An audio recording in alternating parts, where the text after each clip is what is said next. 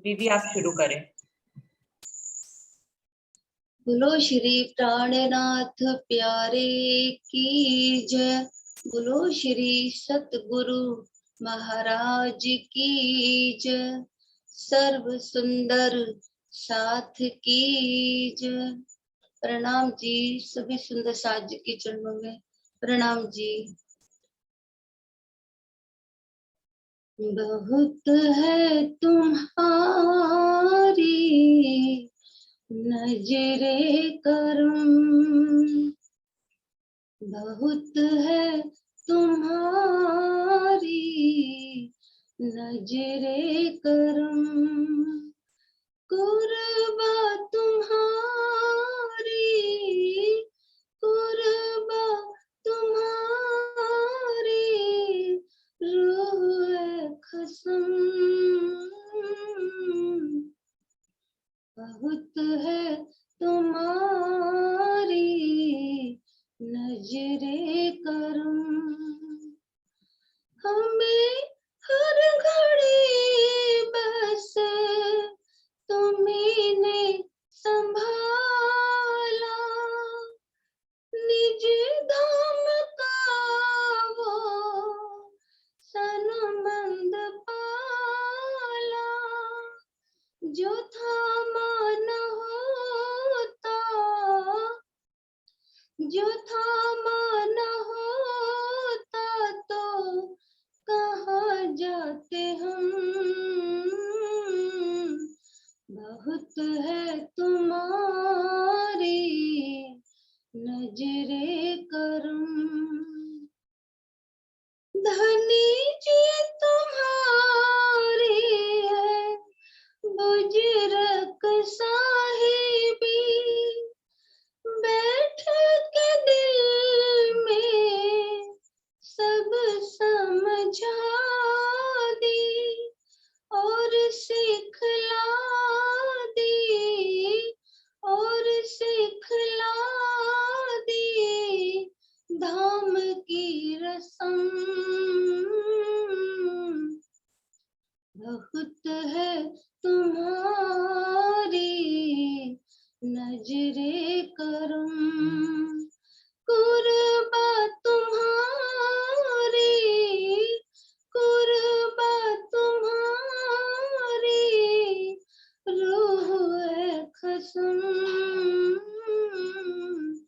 बहुत है तुम्हारी नजरे करम। चरण कमल है प्राण हमारे, और सब रूह है तन है तुम्हारे। अरस परस है, अरस परस है आप और हम।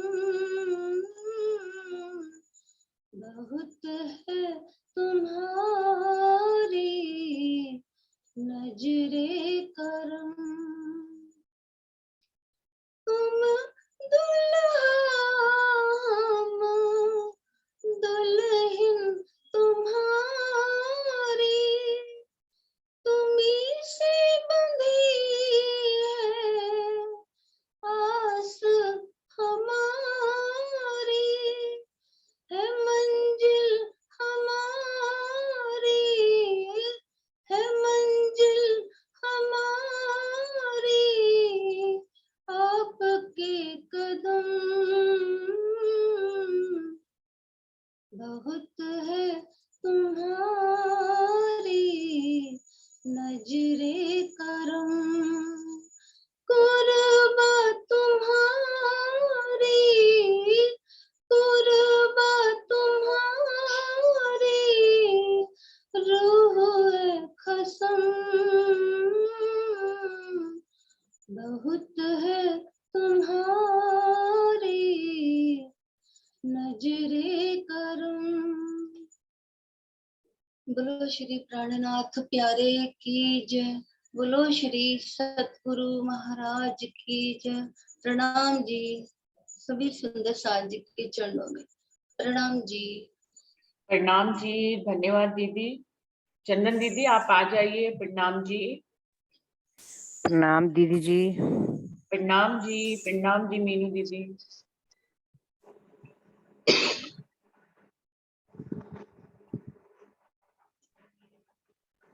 प्रणाम जी।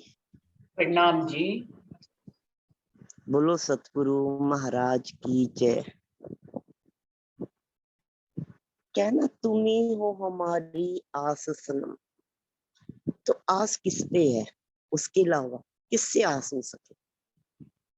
तो इसी तरह जुड़ोदा वालों की भी जब ये भीड़ पड़ी उन पर, चारों तरफ से फौजियों ने छावनी सी बना दी और जुड़ोदा को एक ऐसा गांव जुड़ोदा के बारे में समझा जाने लगा जिसने हुकूमत से बगावत कर लिया और बिना पूछे, बिना कोई दूसरे से, छोटा बड़ा जो भी जितने भी मर्द थे गांव के, सबको एक तरफ हथकड़ लग गई जब और जेल में भेजा जाने लगा। तो भाई आस किससे थी? जब मोटरों में बैठ बैठ के जेल की तरफ जाने लगे गांव के लोग, तो उस समय एक ही भाव था दिल में। भाव तो महाराज जी के प्रति था, चाहे जो भी पीछे जितना भी प्रसंग हमने देखे और जो भी कांड हुआ जूड़ के कारण, जहां भी पंचायत बैठनी पड़ी, लेकिन फिर भी लगाव तो महाराज जी के प्रति था, भाव तो था, श्रद्धा तो थी, चाहे पूर्ण पहचान नहीं थी, लेकिन जुड़ाव तो था। कहते ना वही हारी बलिहारी बलिहारी में जब याद आए तो याद तो वही आ रहे थे इस समय भी, जब वो मोटरों में बैठ बैठ के जेल की तरफ ले जाए जा रहे थे, तो मन में एक ही भाव था। क्या भाव था? क्या भाव था? देखो ये तो था पता नहीं अब आगे क्या होगा, भविष्य तो अंधकार में, कुछ नहीं पता, क्योंकि ना कानून जाने ना पढ़े लिखे कोई, और बगावत भी किनसे, टक्कर भी किनसे है, वो भी अंग्रेज अफसरों से। क्या पता क्या करे, उनके क्या कानून क्या नियम, कुछ कह तो सकते नहीं है क्या होगा, कुछ भी नहीं पता, किसी को भी नहीं पता। लेकिन मन में एक भाव था, जाने से पहले एक बार, कम से कम एक बार सतगुरु जी के दर्शन तो हो जाते। ये चाह मन में रख कर सब जेल की ओर जा रहे थे, सारे जितने भी आदमी लोग थे जो जिनको की हथकड़ियां लगा दी थी। पेज 251, ये लास्ट की 2 लाइनें पढ़ के कल वाली फिर आगे करते हैं। मिले नहीं दर्शन सतगुरु के, भरते जाते थे सब आह, पहुंचे जिस दम द्वार जेल के, प्रगट हुआ सतगुरु का रूप। बोले है संघर्ष धर्म का, बन जाओ संघर्ष स्वरूप, डरा न करते धर्म कार्य में, हम हैं सदा आपके साथ, धीरज रखो ठीक होएगा, क्योंकि है सतगुरु का काज। जब मन में इतना शुद्ध पवित्र अंदर से भाव उठा, जुबान से नहीं उठ रहा था ये भाव, हृदय से उठ रहा था, एक बार जाने से पहले आगे जो भी होगा दरस दीदार तो हो जाते सतगुरु के। तो जब ये मोटरें जेल के द्वार पर पहुंची, तो देखो कैसी अजब लीला, गजब लीला, कि जेल के द्वार पे उन्हें कौन प्रकट मिला? सतगुरु स्वरूप स्वयं प्रकट मिले। और क्या कह रहे हैं? भाई क्यों घबरा रहे, धर्म का काम है, धर्म के कार्य में कभी डरा नहीं करते। ये जो संघर्ष अब हमारे सामने, जो ये मुसीबत है, कोई बात नहीं, इस संघर्ष में सब एक हो जाओ मिलकर, और क्या पाओगे? क्या पाओगे? क्योंकि तुम्हारे भाव में तो कमी नहीं थी, धर्म का कार्य समझ के तुम आगे बढ़े थे। आपको अपने साथ सतगुरु महाराज का संग सानिध्य मिलेगा। बातूनी तौर पर कह रहे, बातूनी तौर पर, कि आप अपने साथ सतगुरु महाराज को पाओगे। घबराना नहीं है। ये वक्त जो सामने आ गया, चाहे बहुत बुरा वक्त है, लेकिन धीरज रखो, क्योंकि सतगुरु का काम है, सतगुरु स्वयं ही संभाल लेंगे। बस तुम सब एक होके इस समय को भी एकजुट होके परमात्मा के नाम पे काट। 252 252 पेज। खुशी खुशी घुस गए जेल में, पूरन की सतगुरु ने चाह, जितने भी थे जेल यात्री दर्शन पा हुए बेपरवाह। अब जिनको दर्शन हो जाए उनके मन में क्या उसके बाद डर होएगा? पहले तो अनेकों अनेकों तरह की शंकाएं, भय, चिंताएं, लेकिन जब द्वार पर, जेल के द्वार पर सतगुरु महाराज जी के दर्शन हो गए और उनसे उनके वचन सुन लिए कि अब आगे कैसे चलना है, खुशी खुशी, वही चिंता ग्रसित अब खुशी खुशी जेल में चले गए।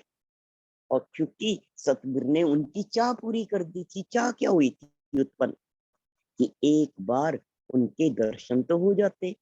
अब जब उनकी ये चाहना पूरी हो गई, बेपरवाह हो गए, बेफिक्र हो गए, निडर हो गए। जेल में, जो जेल में जाने से देखो हर कोई घबराता ही है, तो उनके भी मन में अनेकों अनेक तरह के भ्रम थे। पर अब जेल में अंदर जाने से वो डरे नहीं। सबने पिया जेल का पानी, साथ साथ डंडे खाए भी। जेल में तो यही कुछ हो, मार पिटाई भी हो, और जेल में तो जेल का ही खान पीन मिले। तो सब ने अब खुशी खुशी, बड़े दिनों के बाद जमानत पर सबकर छूट कर आए। चलो सबकी जमानत भी होगी, बड़े दिन के बाद सारे छूटकर वापिस आ गए। सरकारी नजरों में बागी घोषित हुआ जड़ौदा ग्राम, तोपों से उड़वा दो एकदम, अगर हिलावे कोई कान। सभी बने भीगी बिल्ली सी, म्याऊ बने जो थे खूंखार, कान सभी के उल्के नीचे दिखती थी सर मौत सवार। अब जब जेल से वापस जमानत होने के बाद आ गए और इधर जड़ौदा गांव को सरकार ने एक बागी गांव घोषित कर दिया। ऐसा गांव जहां से हुकूमत के प्रति बगावत हुई है। अब जितने भी लोग थे, इतना उनका कड़ा, जिसे कहते हैं ना सख्त, इनका उनका रवैया देख के सारे एकदम ही, जब इतना है कि अगर कोई भी चू भी करे गोली से उड़ा दो, गोली से उड़ा दो, ये हुक्म था। जो वहां पे फौजी या पुलिस वाले तैनात थे तो सब भीगी बिल्ली, जो गांव के दबंग भी, खूंखार टाइप के भी, आगे लगने वाले भी, सब के सब अब एकदम सर झुका के शांत चुप अपना, जैसे कि मौत सिर पे थी ना अभी भी सवार, मौत तो सामने दिख रही थी, क्योंकि गांव तो अभी उनके कब्जे में ही था। फौजियों के गांव पे तो क्या कहते, सिपाहियों का पहरा था ही था कि कोई भी जरा सा भी तू तड़ाक भी हो गांव में इनकी तरफ से, साथ ही साथ उड़ा दो। ऐसा हुक्म, ऐसा सख्त हुक्म था। बड़ा मुकदमा था इस कारण ऊपर से यह हुक्म दिया, वहीं जड़ोदे बनी कचहरी, वही मुकदमा जायज हुआ। क्योंकि ये छोटी मोटी बात नहीं थी कि हुकूमत के प्रति बगावत है और ऊपर से ये हुक्म गोली से उड़ा देने का। तो वहां पर ही, जैसे कचहरी में नहीं, जो शहरों में कचहरियां हो, वहां पे ये मुकदमा नहीं लड़ा गया। जड़ौदा गांव में ही, वहीं नहर के किनारे एक स्पेशली कचहरी बनवाई गई और यहीं पे इस मुकदमे को सुना जाएगा। मजिस्ट्रेट स्पेशल एक अंग्रेज वहां तैनात किया। ग्राम जड़ौदा उस हाकिम को हाथों में था सौंप दिया और उस कचहरी में इस केस की सुनवाई के लिए जो मजिस्ट्रेट था वो भी एक अंग्रेजी अफसर था, उसको तैनात किया गया था सारे केस की सुनवाई के लिए। और नहर महकमे की कोठी पर बैठी आन अदालत आ, जने जने का बारी बारी उस हाकिम ने केस सुना।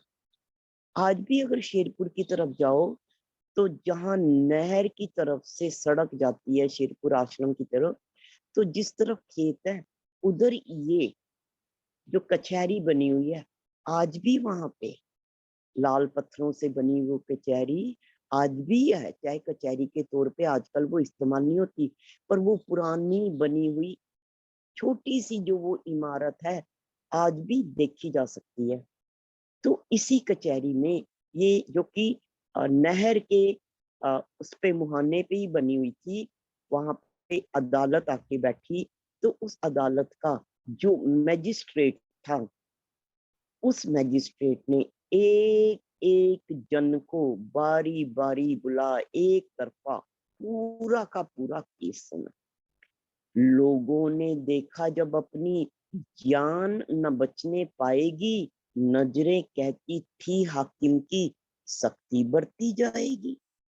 अब एक तो मुकदमा इतना, क्या कहते हैं, ऐसा मुकदमा, कौन सा मुकदमा था, बगावती, और दूसरा अफसर भी अंग्रेज, और वो अफसर अपने कार्य के, अपने फर्ज के प्रति, अपनी ड्यूटी के प्रति इतना सख्त, इतना ईमानदार कि उसने कोई लापरवाही नहीं बरत रहा।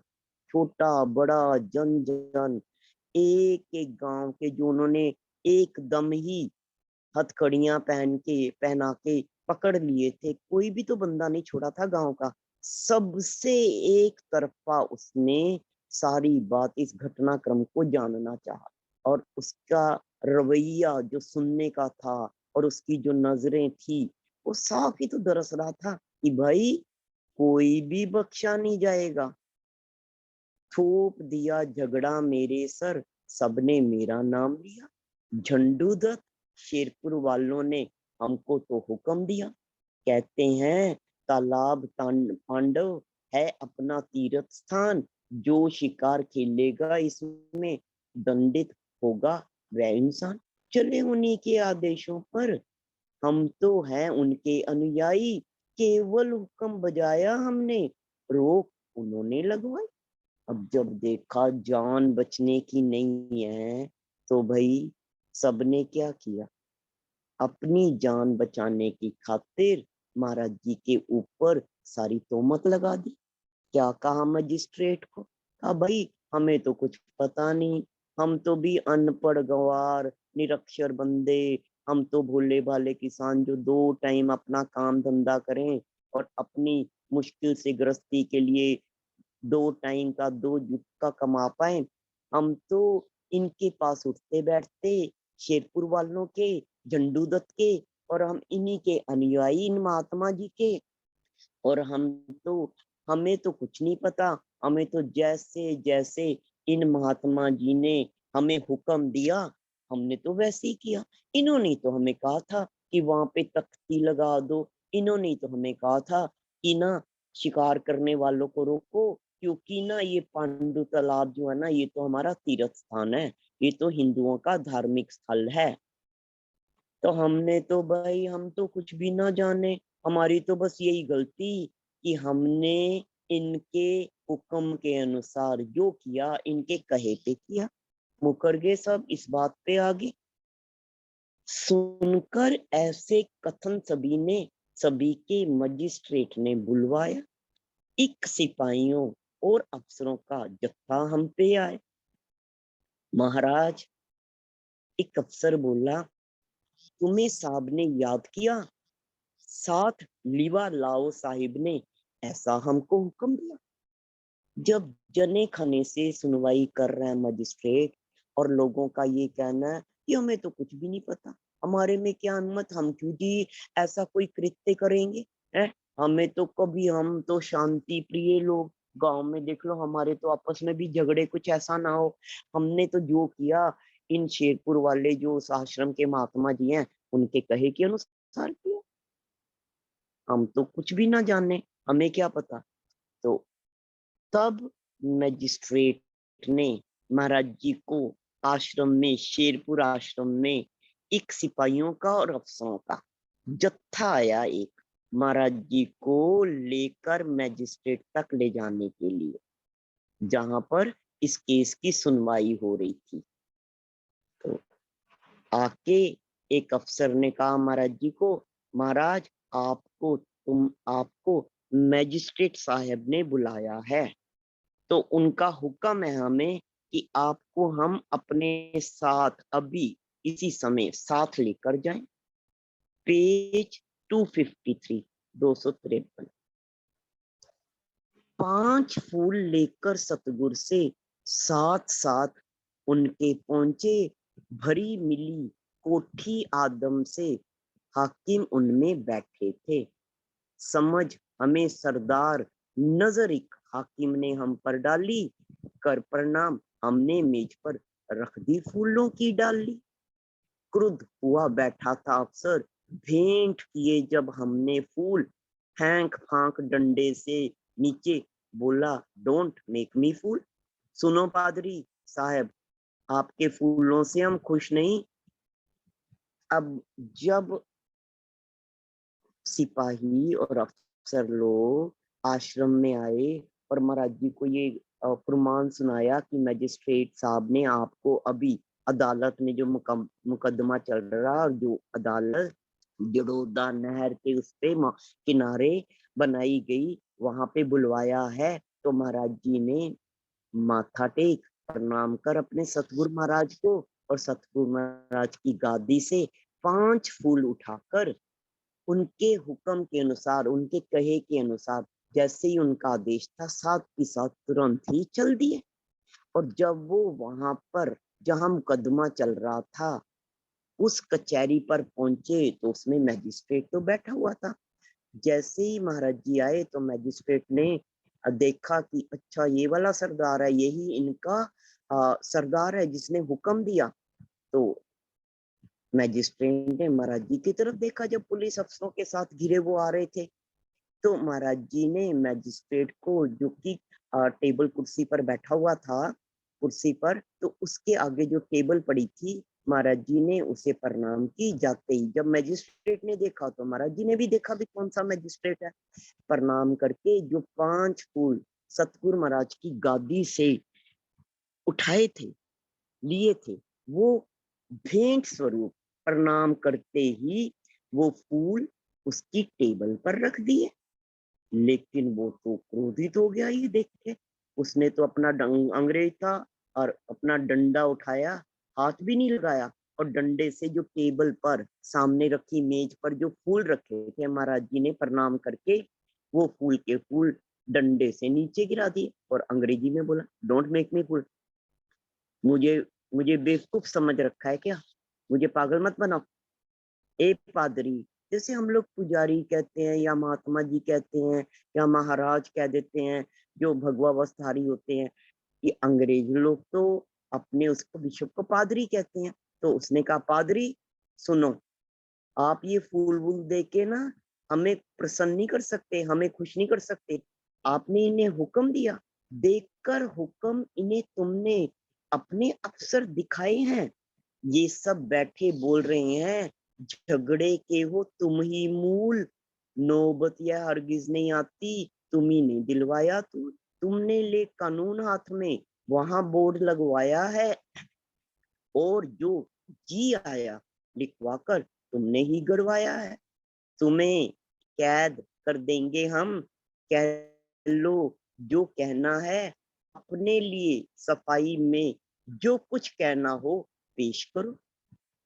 अब पादरी का तो रवैया देखो, प्रणाम भी उसने स्वीकार नहीं की, और आश्रम से गादी से उठाए हुए जो फूल थे, उन फूलों को भी डंडे से एकदम जमीन पे फेंक दिया, और कड़क आवाज में महाराज जी के साथ बोला, भाई इस झगड़े के आज जो ये नौबत पहुंची है ना, इस झगड़े के मूल तुम हो, हमें सब पता, एक एक जन ने तुम्हारे बारे में सब बता दिया हमें। तुम अपना हुक्म चलाओ, हैं? तुम हुक्म दो इन लोगों को, और अपना हुक्म दे के मन मर्जी करवाओ तुम, हैं? अब ये नौबत ही ना आती। अगर तुमने इस झगड़े को बढ़ाया ना होता तुम्हारे कहने में ही तुमने तो कानून हाथ में ले लिया, तुमने तो यहाँ पर बोर्ड लगवा दिया है। किसके, किस मतलब किस ओहदे पे, किस कारण तुमने कानून अपने हाथ में लेके और ऐसे फरमान लिखवा दिए? भाई जो दिल में आएगा तुम वही लिखवा दोगे, और वहां कहीं भी तुम गड़वा दोगे, तुम्हारे जैसों को तो हम कैद कर लेंगे। ठीक है, ये तो है ही है, तुम्हें कैद तो करेंगी, पर एक मौका हम देते हैं। तुमने अगर अपनी सफाई में कुछ भी कहना हो तो अब एक मौका हम दे रहे। इन सब की हमने सुन ली, हमें झगड़े की जड़ पता चल गई, झगड़े के मूल में तुम हो, हमें सब पता है। और इसका, इस झगड़े का, इस बगावत का जो कारण है वो सब तुम ही हो, तुम्हारी लिखवाई हुई, तुम्हारे कही हुई बात के कारण ही हुआ है, तुम्हारे हुक्म के कारण ही हुआ है। तुम्हें तो जेल जाना ही पड़ेगा।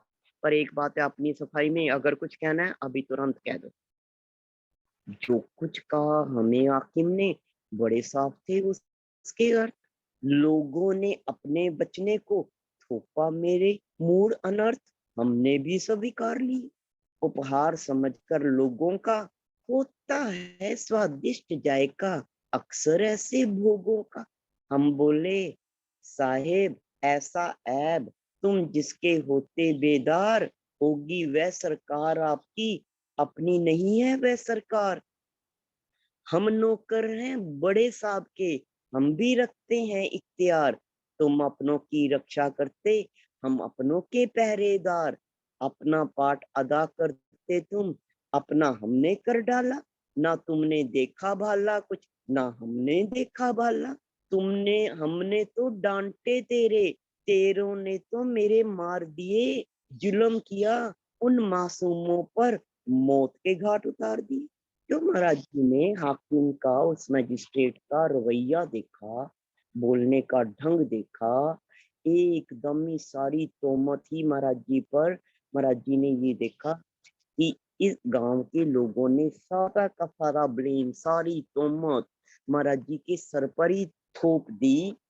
तो महाराज जी को जब अपनी सफाई पेश करने के लिए कहा गया, महाराज जी को तो स्पष्ट ही दिख गया, ऐसों के सामने क्या सफाई पेश करनी है। जब एकदम ही सारा का सारा इल्जाम सर पे लग ही गया, तो अभी तो लोगों का था कि उन्होंने जब सारा का सारा महाराज जी पर ही ठीकरा फोड़ दिया कि ये कांड तो जी इन्हीं के, हमने तो इनका हुक्म माना और हमें क्या पता, और इनके हुक्म के अनुसार चलने के कारण आज हम यहाँ पहुंच गए। तो महाराज जी को जब मैजिस्ट्रेट के सामने जाकर इस तथ्य का, इस सच्चाई का पता चला कि सारा का सारा महाराज जी पर ही इस बात का दोष लग रहा है, तो महाराज जी ने भी सहर्ष सतगुरु महाराज के नाम पर सुंदर साथ का, लोगों का दिया हुआ ये उपहार प्रसाद समझकर ग्रहण। जो सतगुरु महाराज को जो भी सुंदर साथ ने दिया, महाराज जी ने सहर्ष झोली फैलाकर अपने हृदय में उस ब्लेम को भी, इस दोष को भी, उन पर लगाए इस इल्जाम को भी स्वीकार कर लिया। क्यों? महाराज जी तो जानते थे भाई, ये जो दोषारोपण हो ना, लांछन हो, कहते ना सुहागिन का श्रृंगार, भाई बातूनी तौर पे महाराज जी ये समझा रहे, देखो भाई यही तो श्रृंगार है, स्वयं ना करें। एक लंगोटधारी अपना श्रृंगार क्या करेगा? श्रृंगार तो ये सुंदर साथ ही तो करे। कितना सुंदर श्रृंगार हो रहा है महाराज जी का, भाई इसका तो विषय ही नाता हो गया श्रृंगार। सुंदरता बढ़ गई, धनी के दरबार में और याद ये भाई, इसको तो देखो यही हमें भड़काए, हो गया श्रृंगार। अब महाराज जी ने कहा भाई ऐसे उपहारों का जो जायका हो, ऐसे प्रसादों का, ये तो महाप्रसाद बहुत ही स्वादिष्ट हो, यही तो तुम्हें रास्ता दे, यही तो तुम्हें बुला, यही तो पहचान दे, खेल की पहचान, सुंदर साथ की पहचान, छंटनी हो जाए कौन कैसा है। तो भाई ये तो जो उपहार है महाराज जी ने अपने सिर माथे ले लिया।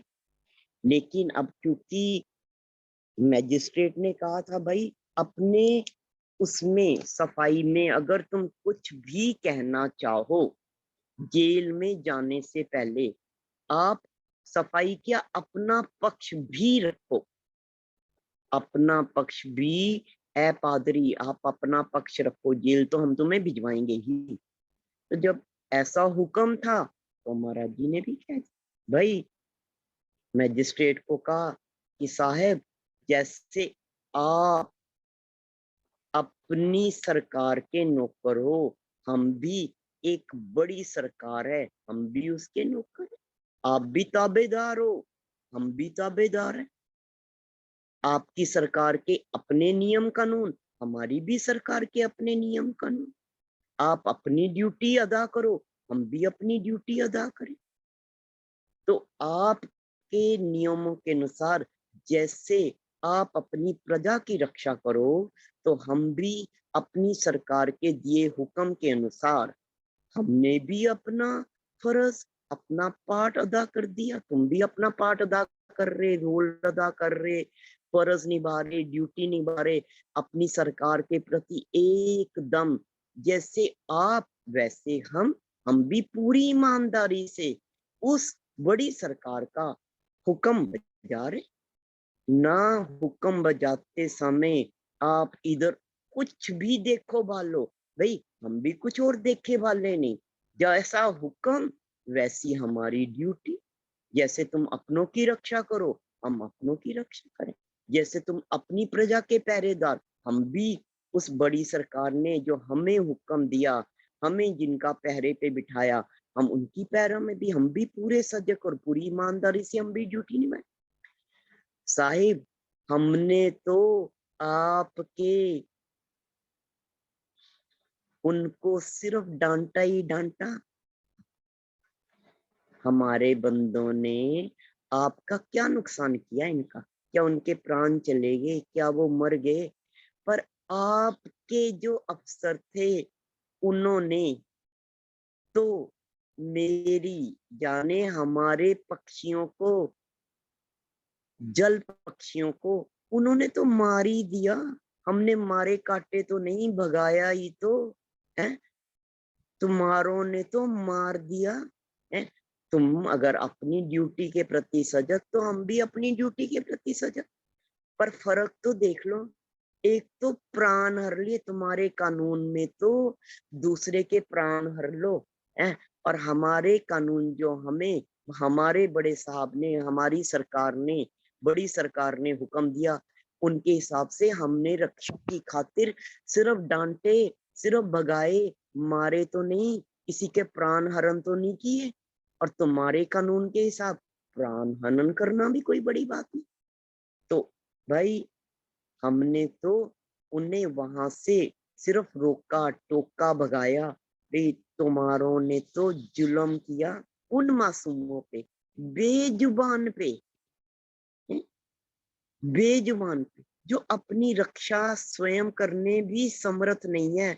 ऐसों को मौत पे के घाट में उतार दिया। अगर आप अपना फर्ज निभा रहे अपनी प्रजा की रक्षा खातिर, तो भाई हम भी अपना फर्ज निभाया। अगला 254, 254, भय दिखा रहे हो हमको, जेल तुम्हें भिजवा देंगे। हमने जैसा यहाँ किया सो भजन वहां भी कर लेंगे। और इस पर अगर आपको आपकी ड्यूटी में, आपके कार्य करने में अगर कोई हस्तक्षेप करे तो आपको कैसा लगेगा? है हमारे बेजुबान निहत्थे जो अपनी रक्षा भी नहीं कर सकते मासूम जानवरों को अगर वो मार रहे, तो हम उन्हें भगा भी नहीं सकते। आपका कानून, आप अपने कानून के हिसाब से चल रहे, हम ऊपर वाले खुदा जानी परमात्मा भगवान के कानून से चल रहे। और इस पर तुम किए, तुम हमें भय दिखा रहे कि आप हमें जेल भेज दोगे। मारा भी तुम्हारे अफसरों ने, प्राण भी उन्होंने हरे हैं, और जेल हमें भिजवाओगे? भिजवा दो जेल भाई। हमें जेल क्या और बाहर क्या, जेल की चार दीवारी के भीतर क्या और जेल की चार दीवारी के बाहर क्या, हमें तो दोनों जगह एक समय। भिजवा दोगे जेल तो भाई जेल चले जाएंगे। और जो भजन, जो बंदगी, जो परमात्मा को हम यहाँ बाहर बैठे याद करें, हम जेल में बैठ के याद कर लेंगे। जो महाराज जी ने ऐसी बातें करनी शुरू करी, अभी कह ही रहे हैं, तो जी हमें रोककर साहिब बोला, हमें ना ज्यादा समझाओ, जामीन अगर आपका कोई हो तो उसे बुला लाओ, हम ही हैं अपने जामीन, बस आप जमानत है अपनी। ना छेड़कर उसने हमको शुरू कर दी बका अपनी। अब महाराज जी तो महाराज जी, जब उसने कहा महाराज जी अपनी रो में बहे, कहते जा रहे हैं, बात तो महाराज जी की एक एक सत्य थी। महाराज जी ने कोई वकालत तो पड़ी नहीं हुई थी, पर सत हृदय में सत बात जो हृदय से उठ रही थी कि मासूम जानवरों का प्राण हर लेना अपनी खुशी, अपने उस जीवा के स्वाद के लिए कहाँ तक उचित। अब जब महाराज जी इस रो में बोलते जा रहे हैं, तो उस अफसर ने, उस मैजिस्ट्रेट ने बीच में रोका, अच्छा अच्छा बस, और ज्यादा समझाने की जरूरत नहीं है, तुम्हारी अगर कोई जमानत देने वाला है तो उसे बुला लो। अब महाराज जी तो आपापंथी, महाराज जी ने कहा भाई हमारी जमानत कौन देगा, हमारा तो कोई है ही नहीं, हमारा तो कोई है ही नहीं, जमानत तो कोई अपना ही दे भाई, हम तो हमारी जमानत तो हम खुद ही। अब महाराज जी ने फिर यहाँ से हो गए शुरू, भी हम तो अपनी जमानत खुद ही। महाराज जी जब शुरू हुए तो एकदम जड़ोदा का एक सूरज भान व्यक्ति त्यागी, जो कि खास जड़ोदा के ही रहने वाला था, जैसे ही मैजिस्ट्रेट ने शब्द बोले और महाराज जी दोबारा से शुरू होने लगे कि भाई हमारा तो कोई जमानत ही नहीं, हम तो खुद ही अपनी जमानत ही, हमारी जमानत, तो एकदम ही वो फटाफट आगे आ गया और बोला मैजिस्ट्रेट साहब को, साहिब इनका इनकी जमानत मैं देता हूँ और साथ की साथ जमानत लिखवा दी। इस प्रकार अपनी हुई उस अफसर से भेंट कर आए अंग्रेज को भली तरह हम चेत। तो महाराज जी ने अपनी उस मैजिस्ट्रेट अफसर से, अंग्रेज अफसर से इस भेंट की, इस मुलाकात का पूरा विवरण हमें पूरा ब्यौरा दिया। और फिर क्या कह रहे, कर आए अंग्रेज को भली तरह हम चेत, और अपनी बातों से, वचनों से उससे चेताए, भाई हम भी हैं रक्षक अपनी प्रजा के, हम भी हैं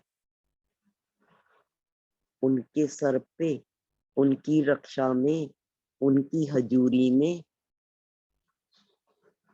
फिर क्या था, चल पड़ा मुकदमा, रही बड़ो बहुत दिन खैंचा तान, अपनी अपनी फिक्र सभी को, बस मेरी बचवा दो जान।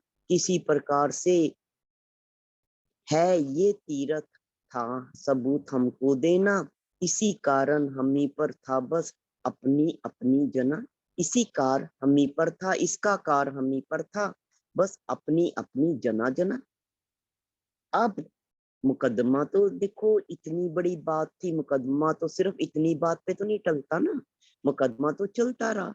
ये था कि लोगों की जमानत भी होगी, महाराज जी को भी उन्होंने साथ ही साथ, जैसे वो कह तो रहा था जेल भेजूंगा, पर साथ ही साथ जमानत होते ही लोग भी आगे, और मर एक बार तो मुकदमा, लेकिन कागजों में ये मुकदमा तो लंबा खींचा चलता ही रहा। जब तक मुकदमा खारिज ना हुआ तब तक सबको अपनी चिंता तो थी, पता नहीं क्या फैसला आ जाए, पता नहीं क्या हो जाए, फैसले में क्या मिले हमें, क्या हो हमारे बारे में फैसला। तो सब चाहते थे उनकी जान बच जाए, लेकिन जान बचने का मुकदमा में सबसे बड़ा पैंच ये था कि लोगों ने ये कह दिया था कि हमने तो इन महात्मा जी के कहने पे ये सारा कांड किया, क्योंकि इन्होंने ही हमें बताया था ये पांडुतला